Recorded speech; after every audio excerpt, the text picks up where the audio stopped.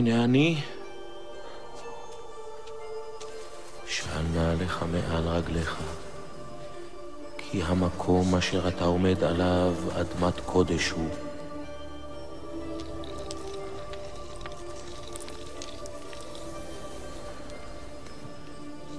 מי זה פה? אהיה אשר אהיה. אינני מבין. אני אלוהי אבותיך, אברהם, יצחק ויעקב.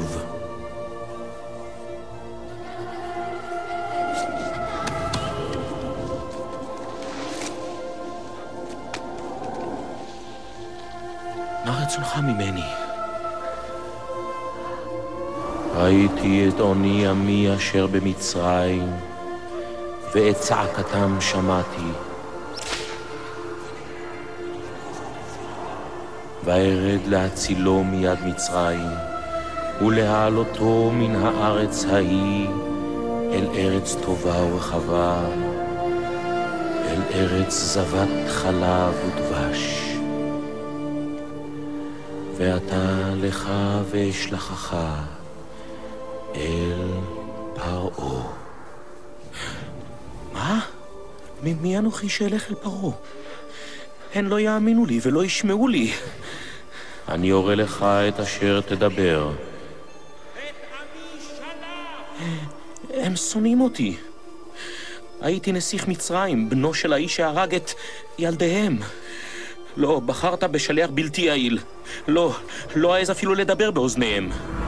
מי שם פה אל האדם, או מי עשו מילם או חרש או פיקח או עיוור?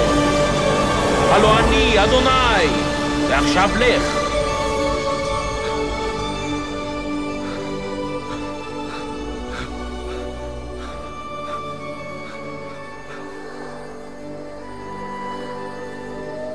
או משה,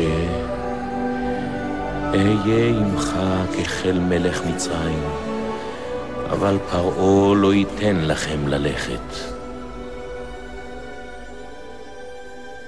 ושלחתי ידי, והכיתי את מצרים בכל נפלאותיי. את המטה הזה תיקח בידיך, ותעשה בו את האותות.